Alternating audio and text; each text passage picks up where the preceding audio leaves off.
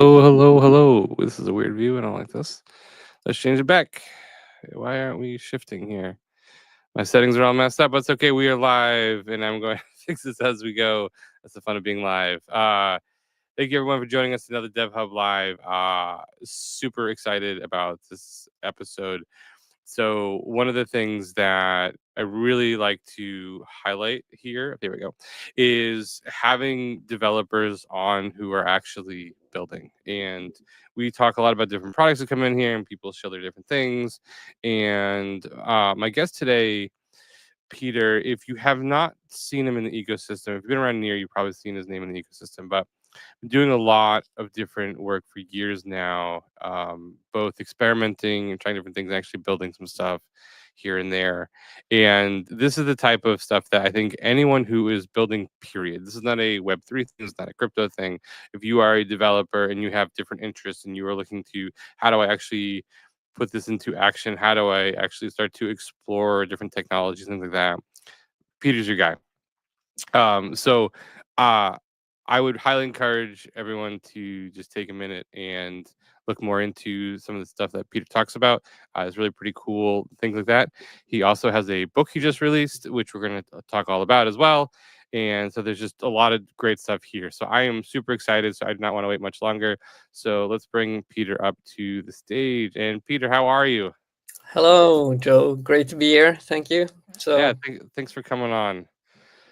So let's start at the very kind of high level for yourself. Who is Peter? Who are you?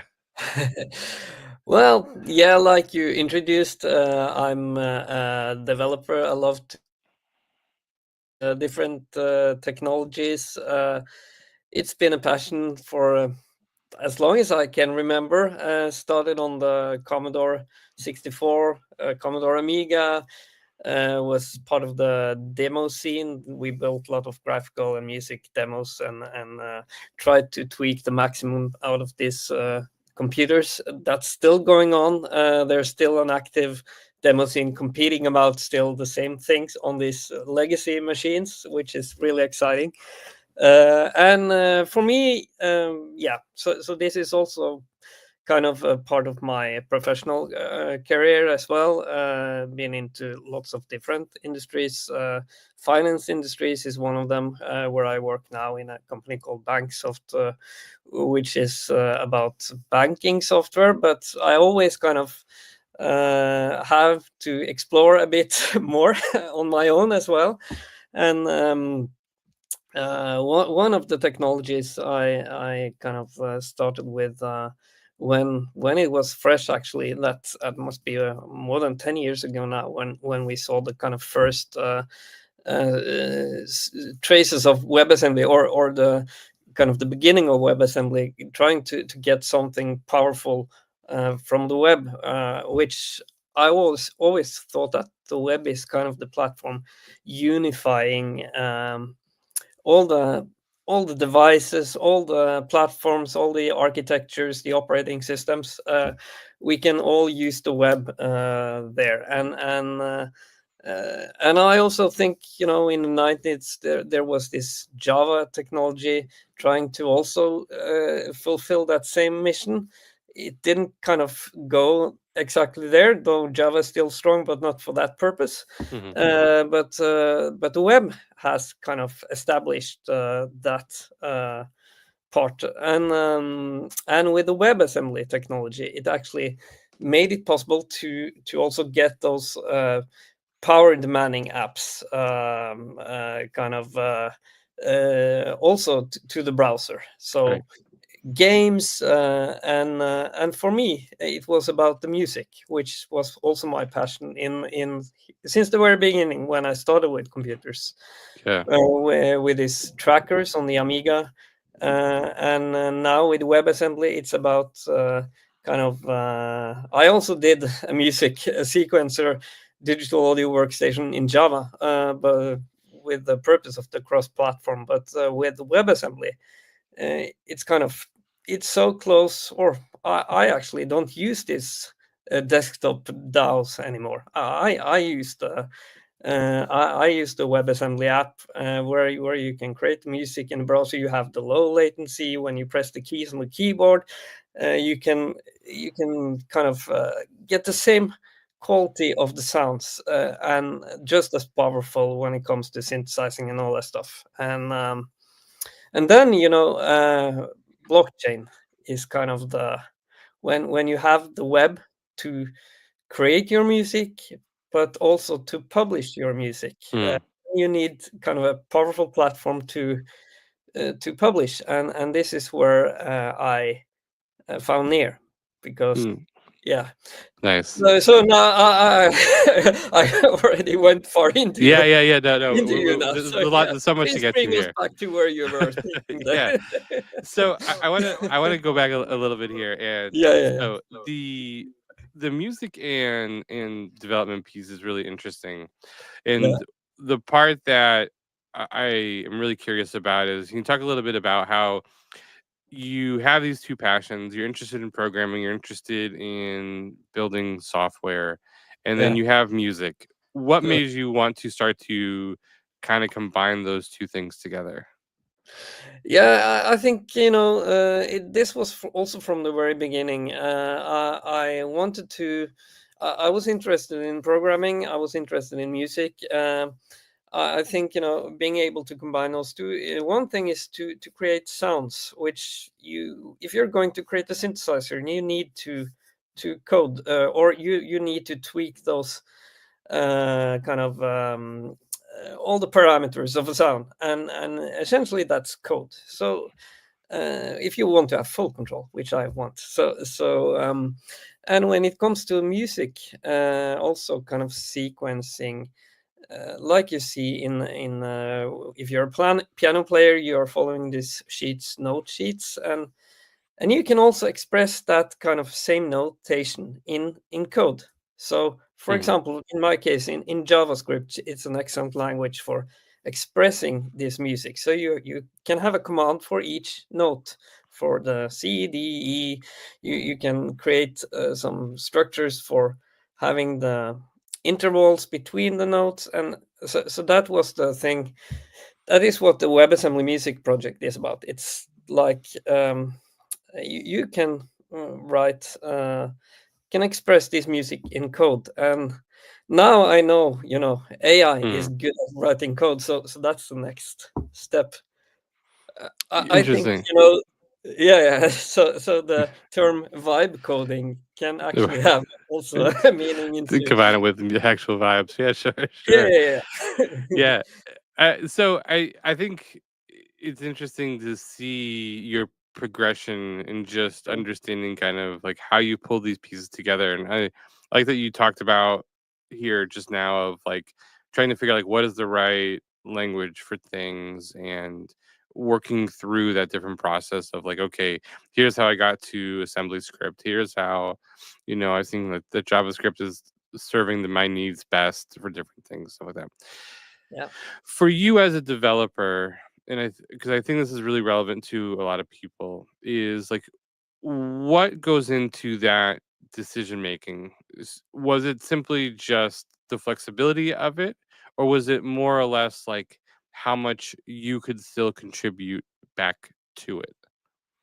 Well, when it comes to choosing the language for creating music, it was about efficiency and being able to do coding live on stage even, and that was the whole idea. If you see some of the videos that I have, you can see that I'm programming while the music is playing, and there's so little code that you have to alter, so that you can kind of uh, like a DJ, Mm-hmm. you can change the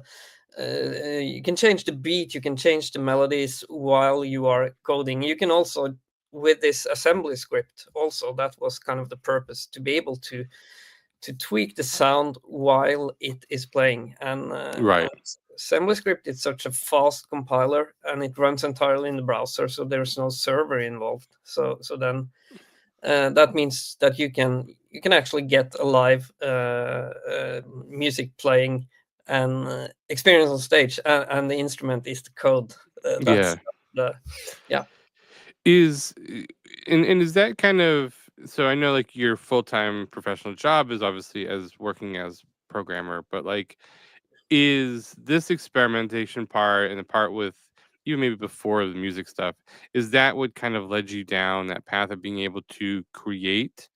Is it, or was it something like, all right, I'm already in this. How do I start to expand this to my other hobbies? Like, because music was its own hobby, things like that. Yeah, well, I'm not sure if I understand the question fully, but it's you mean like how if the music was something I already had. Yeah, Yeah, yeah. so Just kind of for people who, so it's like the thing of where I think is always interesting for developers is like if you work in construction, oftentimes like your hobby isn't doing more construction, but developers seem to have these side things that are constantly tied into programming. But you've done something really interesting that you've actually tied it into music, so like hmm, which is also its own thing. And so like how did that all fit together? yeah, so for me, kind of sitting with a piano, just playing some stuff is some it's a relaxation thing. It's an energizing thing. It gives me inspiration, and when I can do that in combination also with programming, it's even more inspiring because Right. and then I can also kind of I can take it even further because the what I can do right there and then on the piano is kind of right there and then. It's also a magic thing because you play something and but you will never hear it again. You improvise something that will be right there and then, but when you also combine it with programming, you can, yeah. Actually, one of two the interesting thing is that you can record from your keyboard and Mm, have that recording translated to code. interesting. So, Interesting. but yeah, I think this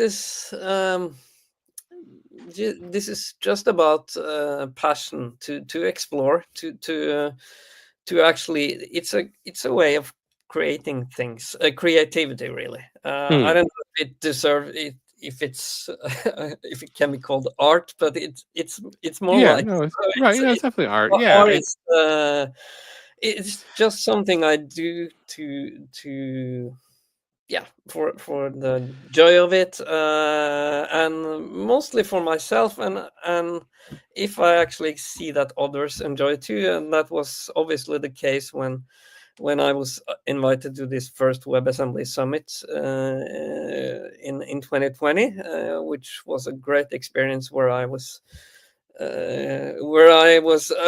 together with all these WebAssembly gurus, I would say, all these founders of WebAssembly were there, mhm. and then it was me, this unknown guy from Norway, doing some music stuff. That Yeah, was yeah. with the hat. I Right. should have had. Yeah, yeah, yeah. Yeah, yeah, No, I think it is very interesting, and the experimentation part is really curious to me because, yeah. definitely, I mean, I think you're definitely making art here, and the creativity part, I get all of that, but then like it seems like you've then taken this exploring and creativity, and tried to also apply it to some stuff here on Near with blockchain of showing like it's almost like proof of capability.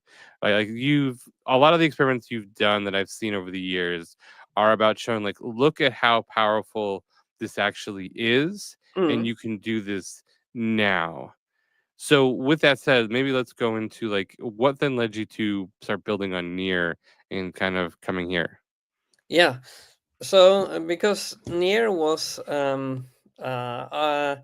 the first thing was because of the size of these WebAssembly music files, they are less than 30 kilobytes.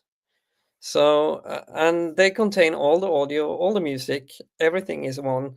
So that's less than a paper you write at school. less characters. But imagine that.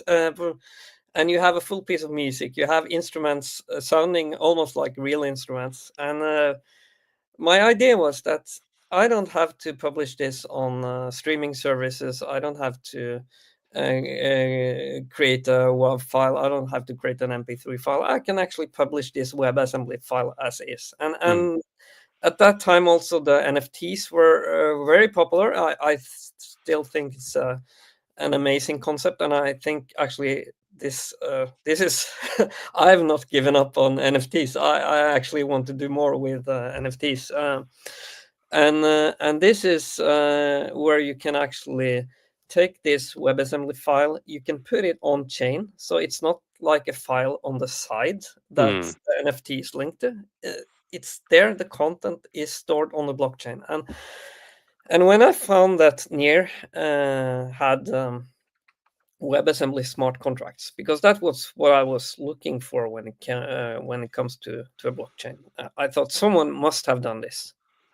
So I started looking for that in 2019. Or was it even 2018? I don't know, but there's a question on Stack Overflow back then from when I started, from me when I started to explore it. And then I found out, okay, we can store this it's possible to store on there, on chain. I can also make the smart contract in WebAssembly, which is great because that enables to do more than the typical blockchain, just transaction stuff. You can actually, for me, this is like the cloud platform alternative, because you can do web hosting, you can host. So I can put up the entire backend logic for this web page that is going to host the music.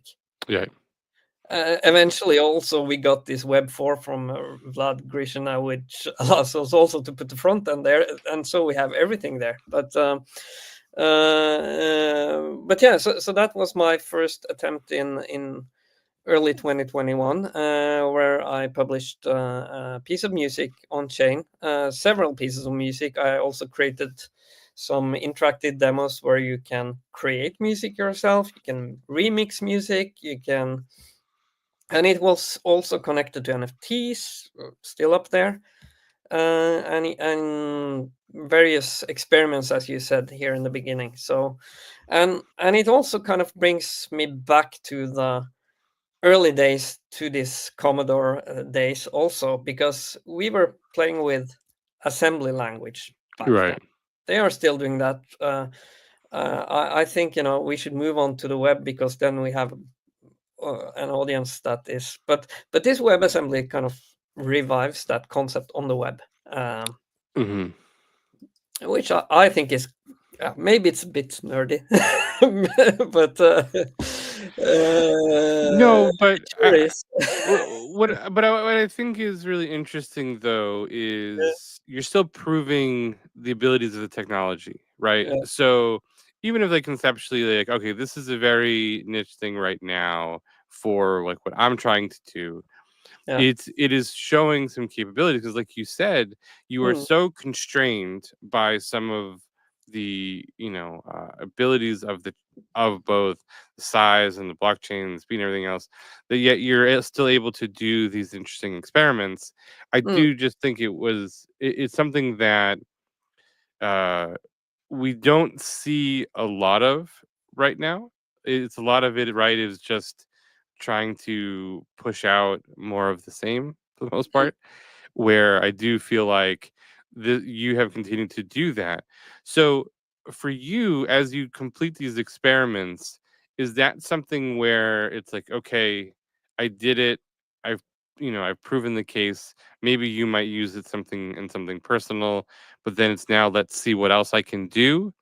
Or is there a desire to do something more with some of these experiments? Absolutely. I think though I still has been experiments. There's been a proof of concept. I've been lucky to sell a few NFTs with these things, and also got support for my projects and so on. But still, I actually want to do something real with this, and then the blockchain is essential. There is, I think, we will see some more writing about that soon. But like this WebAssembly Music Day plugins, so to say, they can do the same as these instruments that producers use now in platforms like Cubase and Logic, and so on. And it's actually a chapter in my book of this on this as well, where you can create an instrument plugin, an audio effect plugin, using this WebAssembly. But then you actually need, as a music producer, you want to have the unique sound. You want to know that the sound is yours. You want to know that other producers don't immediately can just replicate or buy the same sound as you have. And to have that uniqueness, to prove that ownership, there is NFTs and there is blockchain. And so when you can also store the instrument on blockchain, then that's really, I think, not just kind of nice concept. It's actually a real use case. Yeah. And then we need NFTs. We even need the fungible tokens to be able to pay for this. Maybe we want to do streaming services, things like that. One of my experiments is also kind of paying for using AI, using fungible tokens. Now I know that also near AI is kind of free, but still I expect that this kind of requires quite heavy machinery. So Sure.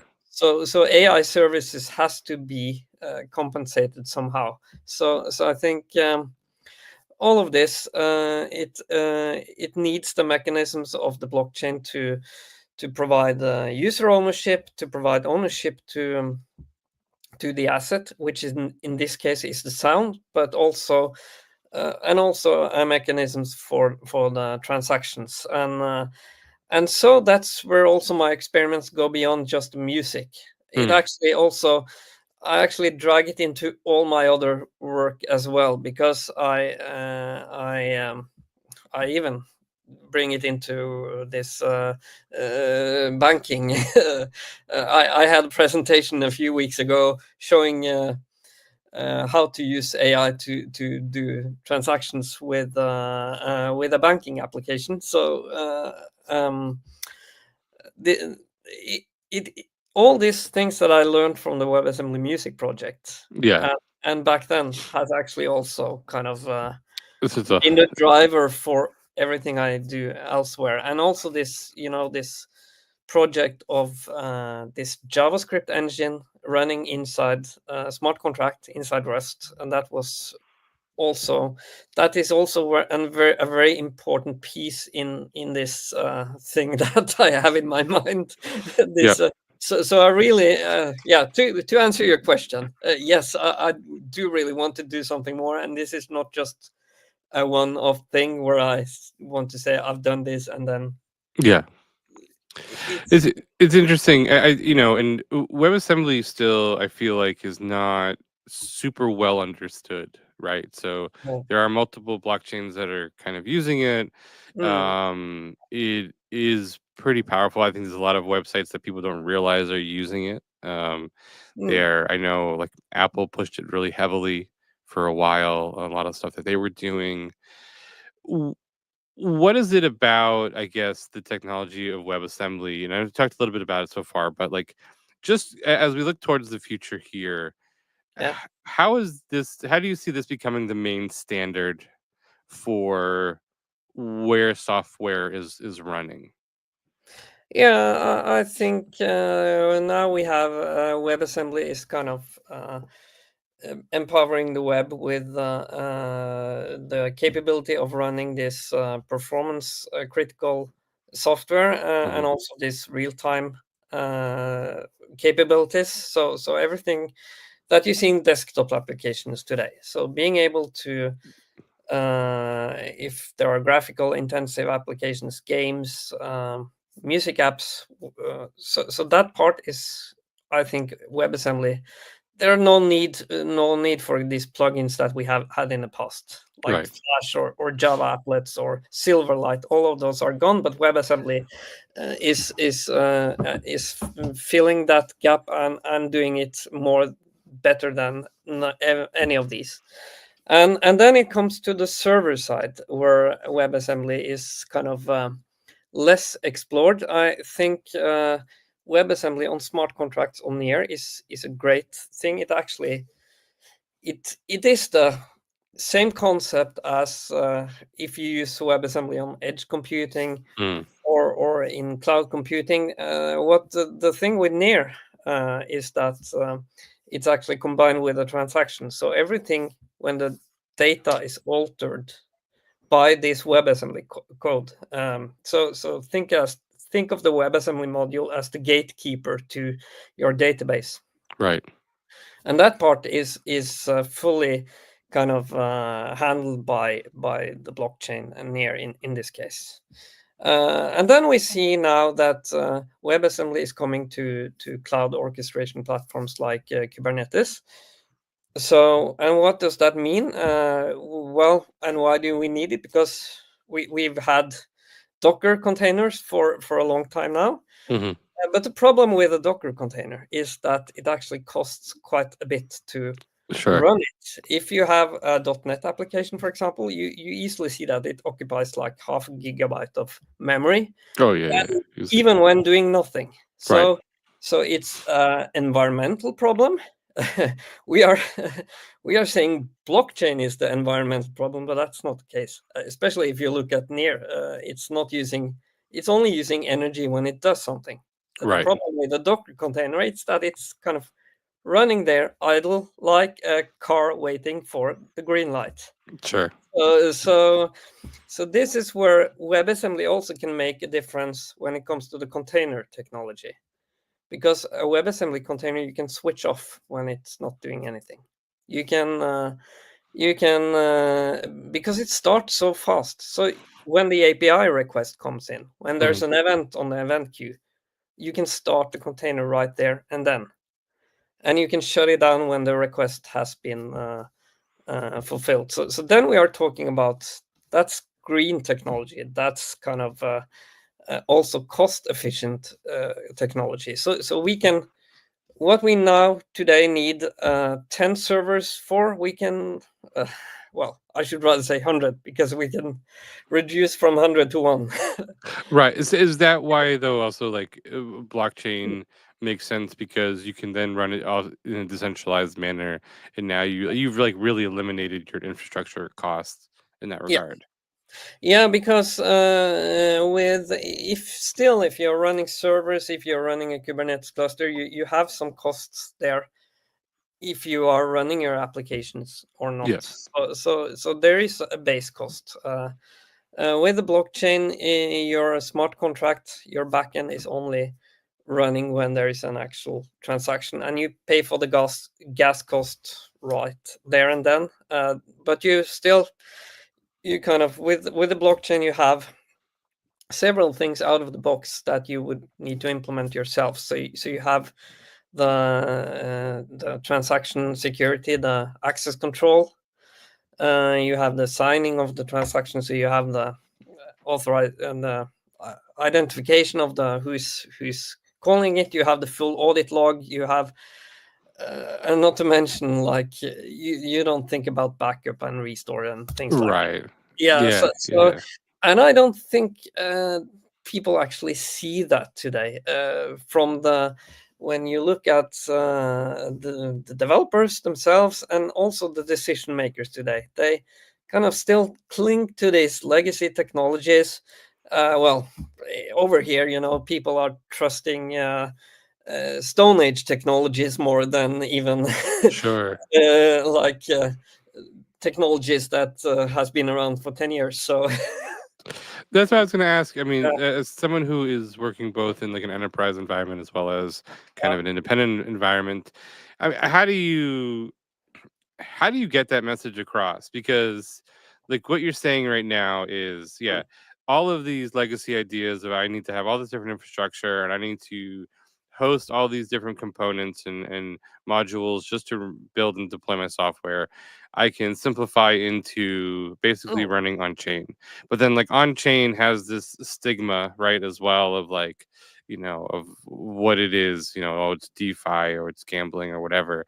Yeah. So how do you take that and say, no, like this is actually what's possible as a builder, as a product decision maker? Well, first of all, I just demonstrate what's possible. I talk about what's possible, and then comes all the stigma. Yeah, There's not much to do about that, but at some point, and this is what I see every time, every now and then, the old legacy technology stops working. It becomes insecure. It's hacked. This happens throughout the history. It's always kind of but it's like, people have to learn the hard way, unfortunately. yeah, So these technologies are not replaced unless something really goes wrong. As long hmm, as people are comfortable with it. We do have in the part of the world where I live in, we have kind of high trust in the banking system, in the government services, and everything, and it's all digitized. But lots of legacy platforms, sure, which I shouldn't. But well, yeah. And there are kind of we live in a different world now than 20 years ago, and oh sure, this software were made for a different time with a whole set of we didn't think about the demands of today when it comes to security, scalability, energy consumption. So but yeah, as long as we are rich and happy and kind of not under very much pressure, we become lazy, and sure, we just use what we had. But this is changing now. This is for yeah, sure. The landscape is changing. I can see that now, that there is for sure also even here people are seeing that there's we need to upgrade the technology stack, and then of course it's hard.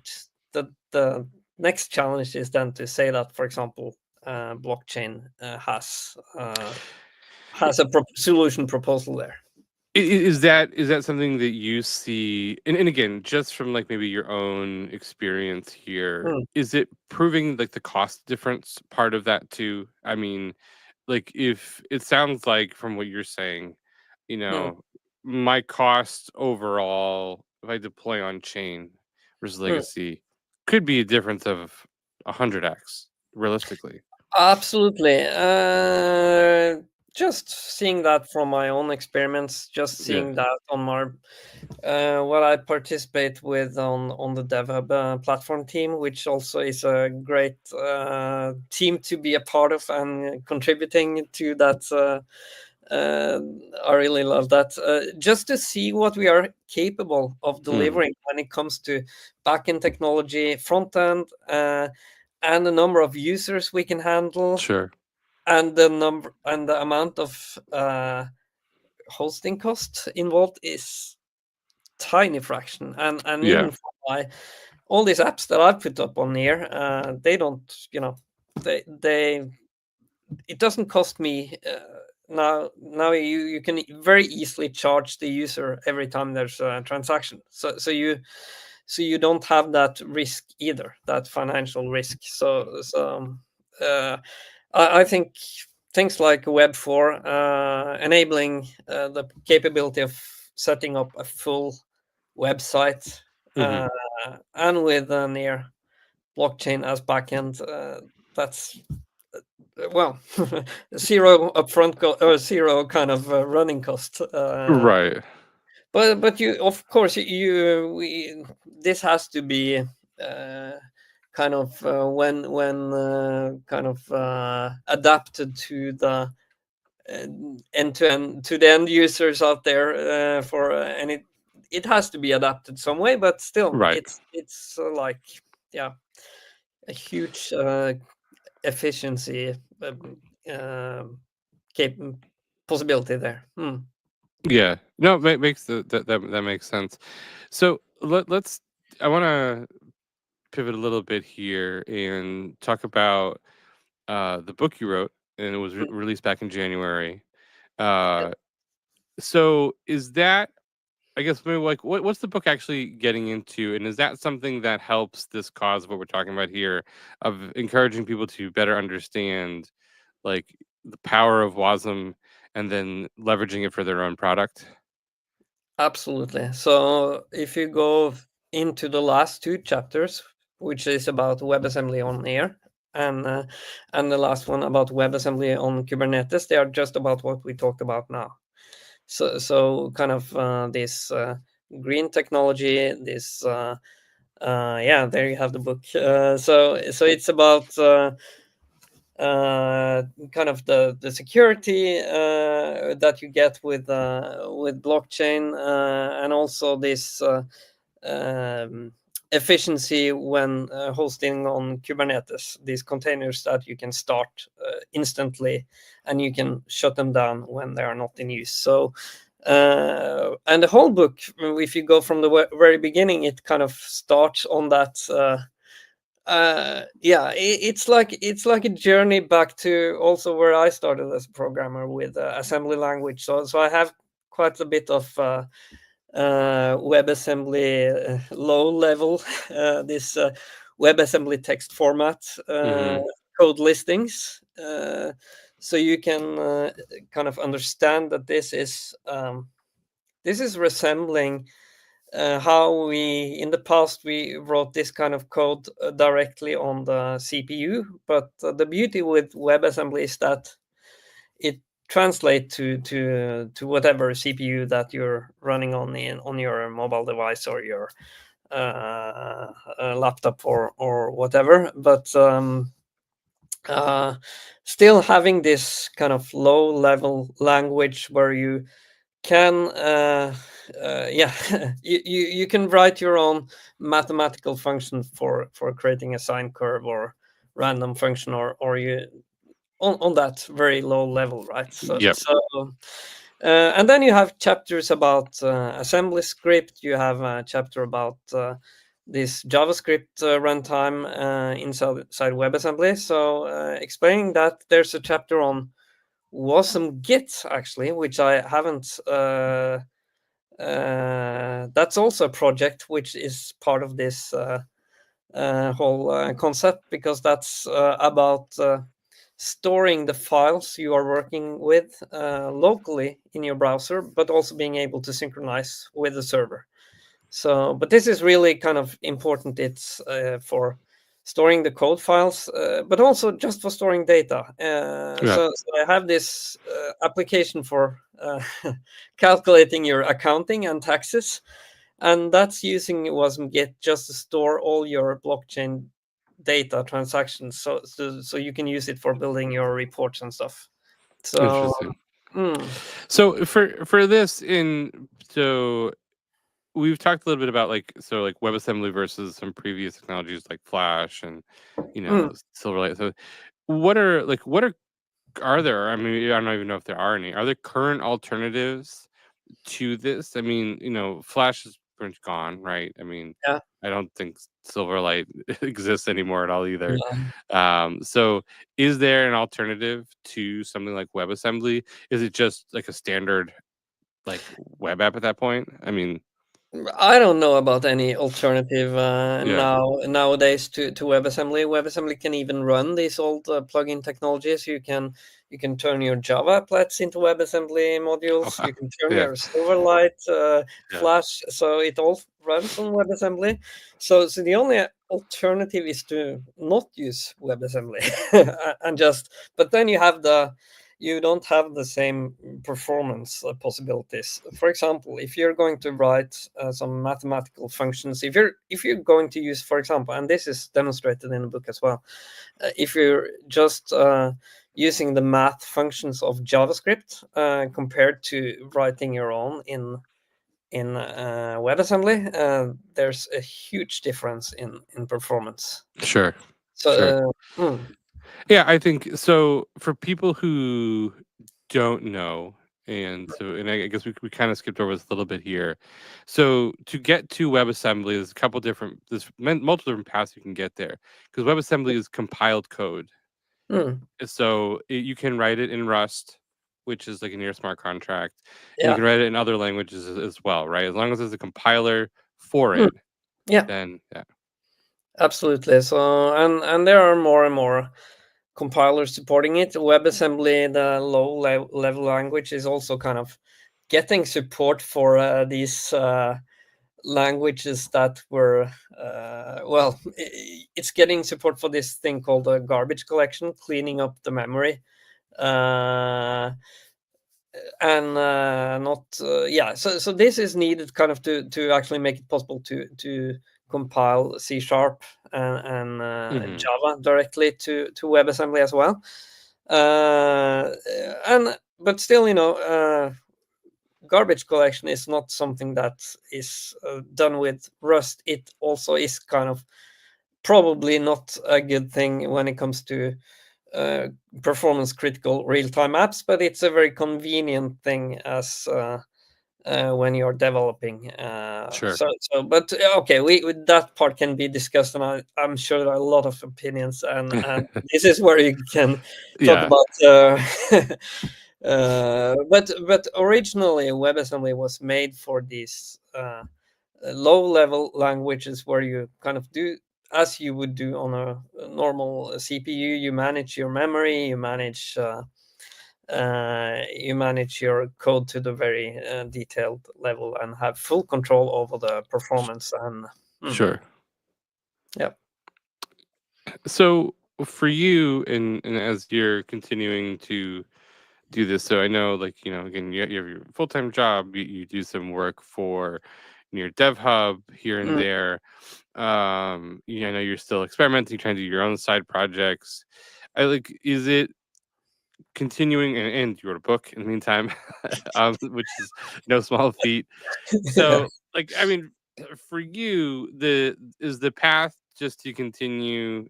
I know it's about it's expanding this into more of a product, some of the stuff, but is it just to keep experimenting and trying all these different things? Is that part of the joy of what you're doing? Is that you are kind of have your hands in multiple things? Yeah, it's hard for me to only do one thing. I will probably always do lots of different things, but I think these passion projects about WebAssembly music and so on is something that I'm actually trying to free some more time to do. And also, I think what we're doing in DevHub is also awesome. I really believe in this treasury application that we are building there. It's kind of well, we started off. I felt it was like this. We are starting. We are contributing to the application that is also used for sponsoring our contributions. So, but still, I see that this has a purpose beyond just development. I think it's about how we can also distribute funds to projects, all kinds of projects, not just development. But I really hope kind of any type of project that will improve the world in some way. This is something I believe we can do, because this treasury app, it is about it's leveraging the DAO, the decentralized autonomous organization, and the control of the money flow is super essential there, to have the transparency, who approved that this money should be transferred to this individual, to this organization, who was part of the voting process, who are able to vote. These are democratic tools. These are transparency tools. It's actually making a difference. And okay, we are just playing with it now, using it for our own, but in the NEAR's ecosystem. But this really has a broader purpose and Sure. a mission. So I really think that that project is something I really enjoy being a part of. So yeah, so back to your question again. It's hard to just do one thing. Yeah. Yeah, No, no, no. I mean, I absolutely get that. I yeah, get that. I want to end here yeah, on you brought up AI stuff, and yeah. so that's obviously a large topic in Mm, near. I think in general in programming, a lot of different angles you can come from for yourself, and especially around the WebAssembly piece of that. mm. You touched on it a little bit, but could you go a little bit deeper on like where does like WebAssembly sit along with interacting with AI and stuff like that? Yeah, I think it's there are a lot of use cases here. We have the and probably near AI has done something excellent there because of the combination with the smart contracts, with how blockchain and AI interacts. But AI agents, they are still part of an AI agent is to execute some code, and we need to be able to write those pieces of code in any kind of language. We need to these tools that we offer to the language model today Mhm. for executing for uh, various functionality on our behalf. The WebAssembly is an excellent kind of binary format, a secure sandbox for those functions. So Mhm. I absolutely believe that it the runtime of an AI agent function should a WebAssembly is an excellent candidate for that. So Nice. Yeah, hmm, makes sense. yeah. Well, Peter, thank you so much for coming on, talking all about this. There's so much great stuff here. I really hope people take some time and go look through all your past experiments and different things you've tried, because there is really some great nuggets of, I think, initial potential products or ideas, or just again like showcasing the technology in a very different way, which I really appreciate. I've put your Twitter handle on the screen, but what's the best way for people to kind of follow along and keep up with what you're doing? I think Twitter is a place. Follow me on GitHub as well, and LinkedIn. I do post there. The WebAssembly music stuff is on YouTube and on my webpage. I do post some videos, and they are of course not just about one thing. If you're only there for music, you will also be disturbed by some other things as well. Yeah, yeah, yeah. Yeah, but everything is there. So and so yeah, Nice. you should. And then Yeah, also get your book as well. yeah. Definitely go check that out. It's available online. You can get it if you even use Kindle, things like that. You can definitely check that out. And I really want to emphasize to people, I think this is stuff that's good to look into if you are a builder and you want to see a different approach to architecture and different ways of deploying a product. This is the kind of stuff that I think is worth kind of jumping into. So again, Peter, thank you so much for taking the time coming Yeah, on thank you here for and kind of having walking us me. through. Yeah, thanks for And having we me look here. forward to seeing what other projects you come out with. Appreciate it. Yeah, yeah. There is a lot to I'm, sh- I'm to sure. I'm sure. that one. I'm Yeah. sure. All right. Hmm. Take Yeah. care. Okay. Thank you. Thank you. Yeah. Yeah, folks. I think again, definitely again here. I'll pull it back up one more time here. Check out his book. It's really it's one of those things where, as someone who builds products and myself, that I'm very interested in architecture and trying to understand different ways of deploying products. Uh, you know, learning about WebAssembly and how you can make that as part of your infrastructure, how that can kind of become that. It's just a good learning lesson, even if you don't ever use it. I think it's just good to see what are some of different alternatives. And as Peter talked about during this discussion of the issues with some of the current and legacy type of architecture setups for software and where you can get hung up and what kind of problems are then solved by something like WebAssembly. It's definitely really interesting.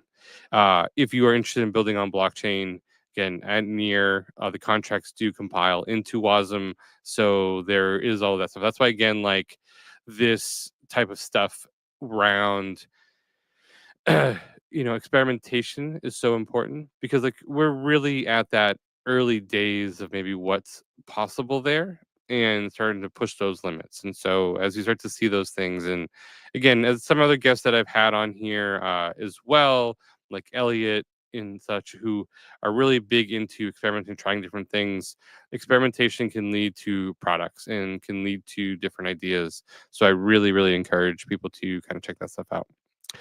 um Before we go, we'll be back live again same time next week as always.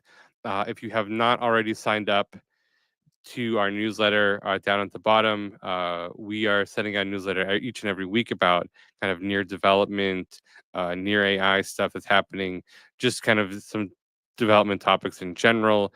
I really encourage you to kind of keep up with that. There is a lot happening, especially here in the near ecosystem, that I think is worth keeping up with if you're interested. So check out our newsletter.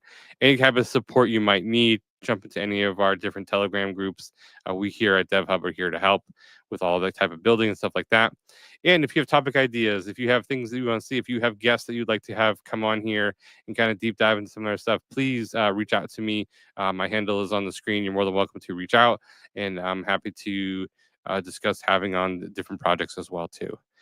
So until next week, this has been another awesome episode. I hope everybody learned something, and we will see you again same time next week. Bye now.